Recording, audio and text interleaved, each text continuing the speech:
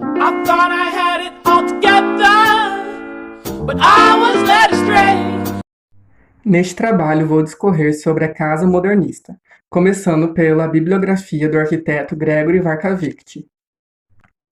Gregory Varkavich nasceu em 1826 em Odessa, na Ucrânia.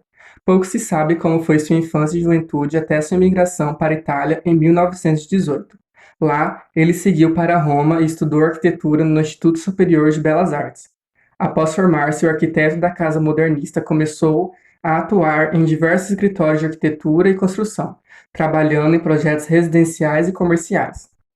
Como ele trouxe muitas recomendações dos seus chefes italianos, logo conseguiu um emprego na Companhia Construtora de Santos.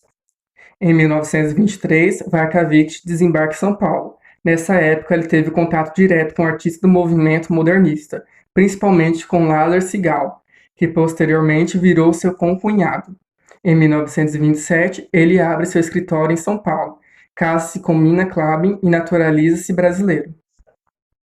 Sendo assim, o arquiteto, então, decide projetar sua primeira casa como projeto autoral, primeira obra como profissional autônomo, e foi com ela que ele entrou definitivamente para a história da arquitetura brasileira. A primeira casa modernista do Brasil fica localizada na Rua Santa Cruz, no bairro de Vila Mariana, no estado de São Paulo. Ela foi construída no terreno da família da esposa de Varkavich, que tinha cerca de 13 mil metros quadrados. Esse enorme espaço foi ideal para a construção da casa modernista e de um belo jardim. As principais características da casa modernista são alvenaria em tijolo, concreto armado, piso de tabuado, telha de barro, fachada livre e janela em fita. Voltando agora para a casa modernista, que foi construída na Rua Santa Cruz, projetada por Gregory Varkavich, é uma das obras mais importantes da arquitetura brasileira. Ao longo da história, foram criados projetos muito especiais que inovaram e representaram algumas mudanças na forma de conceber os espaços. Essa casa, localizada em São Paulo, é um exemplo de obra revolucionária. Construída nos anos 20, a casa modernista impactou a população por sua falta de ornamentos, pintura discreta e formato quadrado, características até então inéditas em uma casa. Agora sobre o projeto desenvolvido por Gregory Varkavich, em uma fachada desempenhada em um eixo de simetria em primeiro lugar. Em segundo lugar, a casa que aparenta ter uma geometria própria é na realidade construída todo no seguinte das técnicas tradicionais.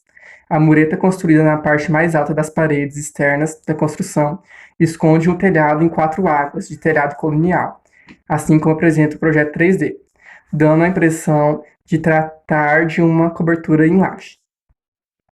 Então, gente, seguindo aí com o nosso programa de necessidade da casa modernista, que foi construída em 2 andares, sendo assim no térreo que fica a copa e a cozinha, que é conjugada, uma sala de jantar, uma despensa e uma sala de estar. A lavanderia e a cozinha, elas foram colocadas em áreas isoladas, mas possuem entrada independente na parte externa da residência. Subindo ali para o pavimento superior, onde fica a área íntima, foram construídos 4 quartos, um banheiro, um hall de circulação, 3 terraços para os dormitórios.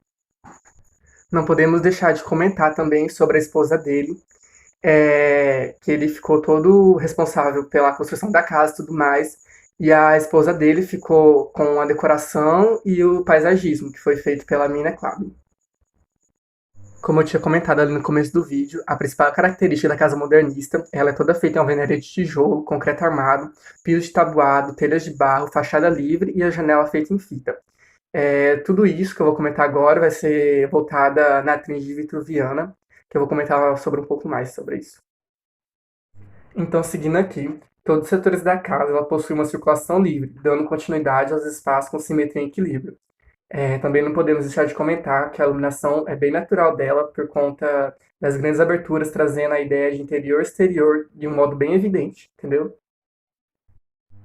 Continuando, a ausência de elementos decorativos, como linhas retas, horizontais e verticais, trazendo assim a forma de cubos, o principal elemento da arquitetura moderna naquela época, entendeu? Fez uso das telhas coloniais, elementos característicos das casas brasileiras da época.